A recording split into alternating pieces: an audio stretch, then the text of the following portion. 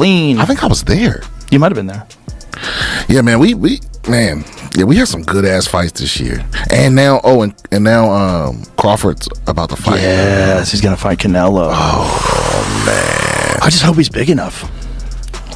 I hope he's big enough to keep that dude off him, because Canelo hits so hard, man. There's just guys that just have preposterous power, and Canelo is a guy that has power but is constantly working on it. There's a great clip of him working with Andy Ruiz. You know that shield, that weird hand shield that they hold up for hooks? Yeah. And he's like, this is not for speed.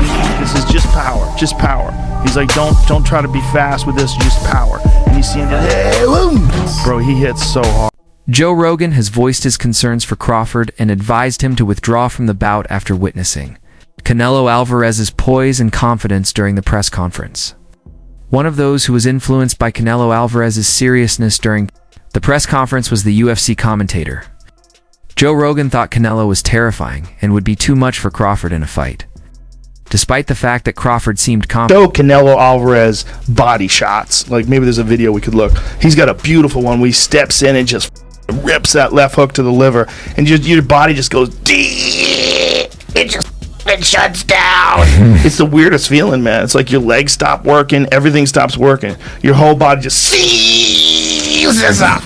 Confident. Always believed Crawford had a shot, but after seeing the press conference, everything changed. Canelo looked different, more focused, more intense than ever before. He's risen to the moment like never before, and it feels like he's taking this fight more seriously than any in his career.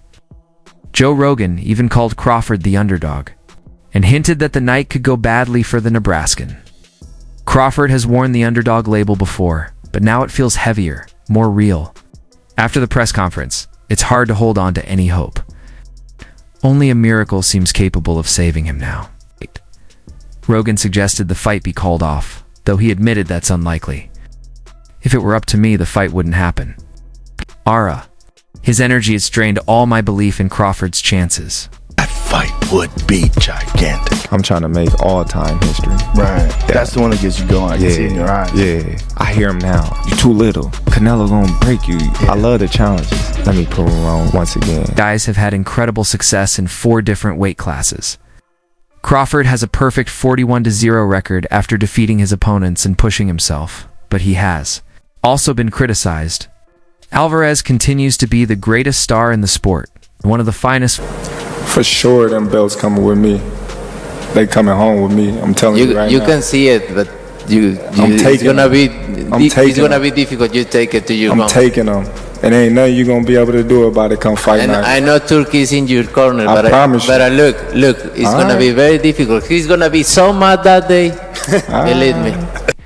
When 2 great champions from different divisions compete against each other, it is a simple fact that one of them must start the fight, knowing that they may have a size advantage. This can be all that is needed to distinguish excellent operators. That doesn't change for this specific super fight. Joe Rogan was a little worried that Terence Crawford would be going up to weight classes to make this fight possible, even when it was just confirmed. I see you. I see you. You see I'm different. I see you too. You see I'm different than all the other ones. No, I see you. No, you don't look different. You're nothing different. I'm different. Nothing different. I'm different. We'll see. You're going to see. We'll you know it. We'll see. We're going to see. Having first found success in the lightweight division, Terence "Bud" Crawford is now making a massive leap from junior middleweight 154 pounds all the way up to super middleweight 168 pounds for what promises to be a legacy-defining clash. This significant weight jump is sure to dominate conversations leading up to the fight, especially given Crawford's reputation for technical brilliance. But his next opponent, Canelo Alvarez, is not only an elite boxer, but someone who has previously succeeded at light heavyweight.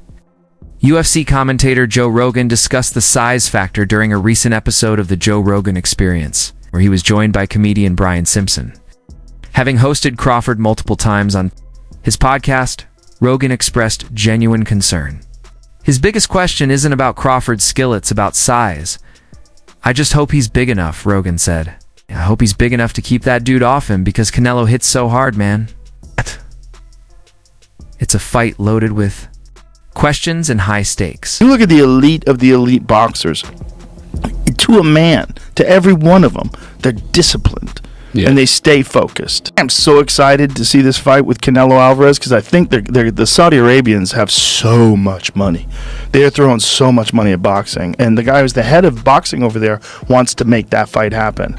I think Terence Crawford, forget about the 3 weight classes. I think he could beat Canelo. I think he can too. Terence Crawford, who has been pursuing this super fight with Canelo Alvarez for some time, is obviously unconcerned about the idea of moving up to weight classes.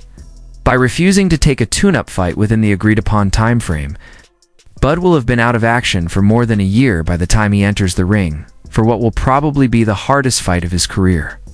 But it will give him some time to get used to the size difference. Streets, you and Canelo, what would it look like? Come on, man. Yeah, I know what I do. I ain't got to talk about it. On the streets, I'm me against anybody. I ain't never going to say another man going to whoop me. So, you know what I mean? That's your answer right there. I guess in Guadalajara, you think it'd be a little different on the streets if Terence came to town? I think every city, every place is different, no? It's different. But we don't talking about the streets. We're talking about boxing, the beautiful sport of boxing. So that's different, way different than the streets. Fans of Joe Rogan's show were surprised to see him leave so quickly after initially appearing to support Crawford.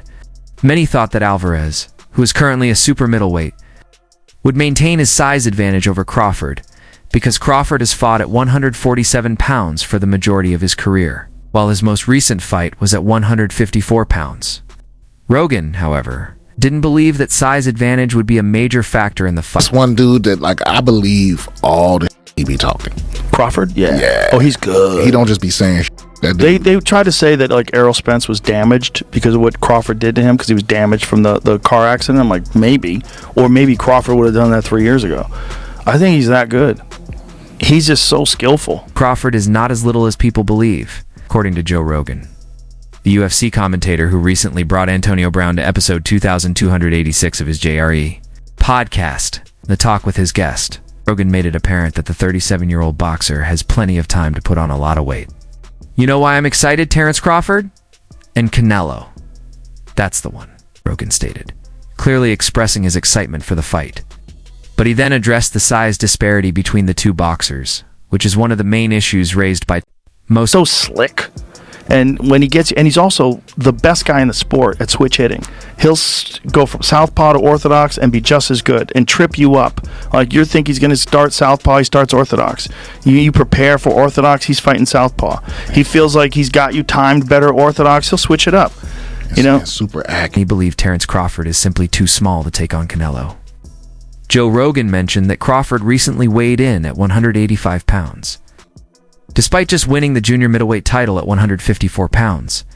Before that, he was dominating the welterweight division at 147 pounds, while he still has time to put on more weight.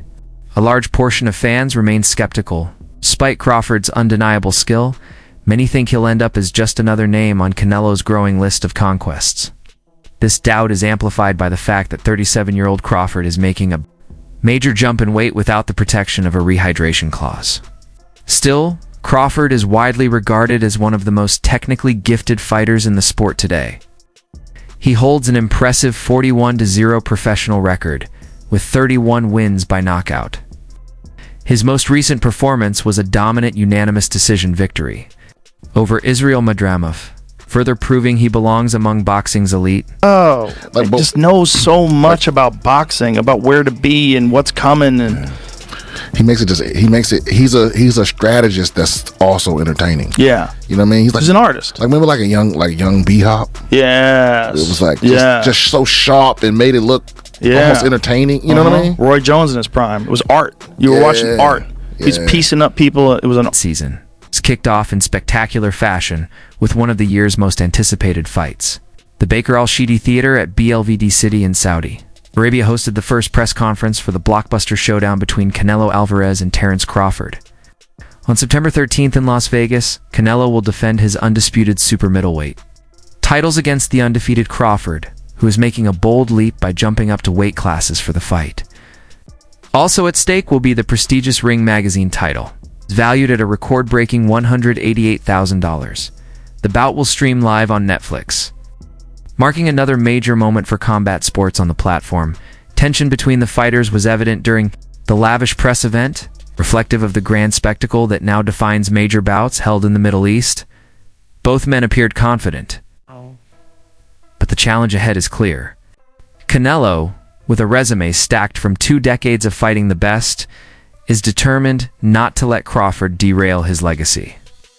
This will be one of the best fights of the past decade, said Turki Alalshik, who opened the event the night before. Both fighters shared dinner with the Saudi minister, highlighting the political and cultural weight behind this historic Going up and becoming undisputed against Canelo. Come on, man. I'm flying in the sunset, man. Thank you, boxing gods. That would be it? That would be it. Yeah. That's the only thing get for me. I didn't accomplish everything there is to accomplish in the sport of boxing. Canelo. Alvarez enters this fight with something to prove after his underwhelming win over William Sculla. Bout that set a record for the fewest punches thrown. That wasn't a fight. It was a disappointment. I came to fight, but you need both boxers to want it, he said. Fired up for this massive showdown, Canelo added. This is a big fight. It's for me, making history is the goal. It's a great fighter, but he's not Canelo. I've got experience. I just focus on my power, but I have more than that. Despite Terence Crawford's achievements, including becoming an undisputed welterweight champion and winning the IBF super welterweight title, he enters as the underdog. The primary reason is his leap in weight classes. Still, Canelo sees this as a defining moment. I think this will go down as one of the best fights of my career. I'm saying at once. Right. I'm saying I started at 135. I'm just saying, like, say if Canelo was the champion at 147 to go up 168. Right in one jump. Yeah, in one jump. It's a big jump too. 21 pounds. It's a lot of weight. It's a lot of weight.